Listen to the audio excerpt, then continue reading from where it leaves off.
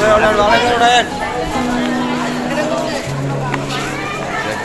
আমার পিছনে আছে মজনু ভাই, ইনি আমাদের বন্ধু।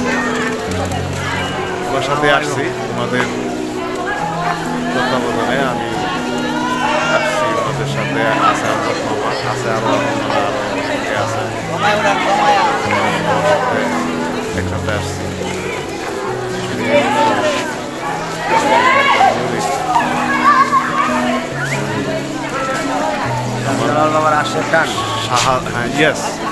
শাহজালালের আশেক। দেখেন আমার পিছনে জালালি কবুতর,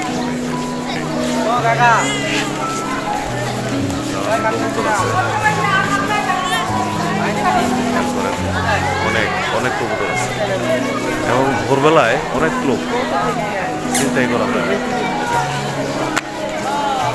এটা হচ্ছে শাহজালাল জানেন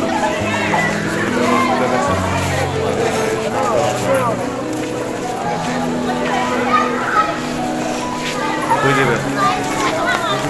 চলো, হ্যাঁ আমি যাবো তো। হ্যাঁ ভাই, আর লোকজন কই?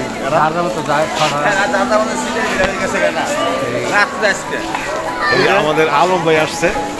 আলম ভাই হইল দেখছেন, আলম ভাই এই শাহজালালের আশেকান আছেন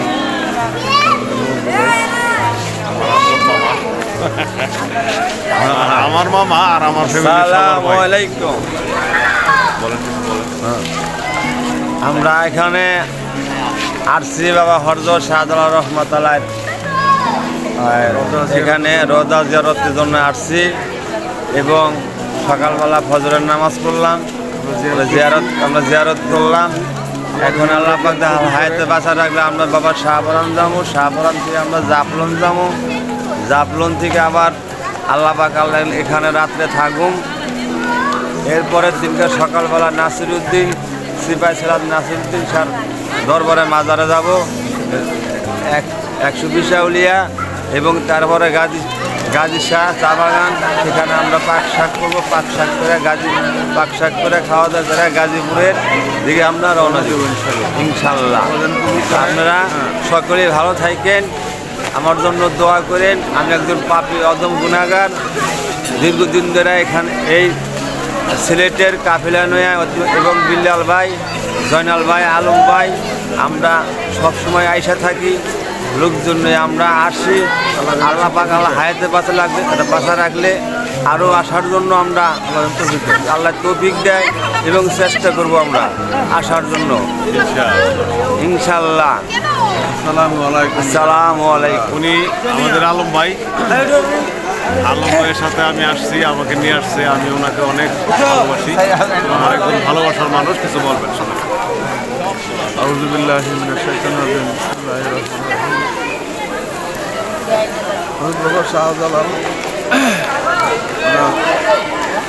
আশেকান, আমি ওনার দরবারে অনেক দিনযাবতে আসি, আল্লাহ আনায় এবার আসছি ইনশাল্লাহ।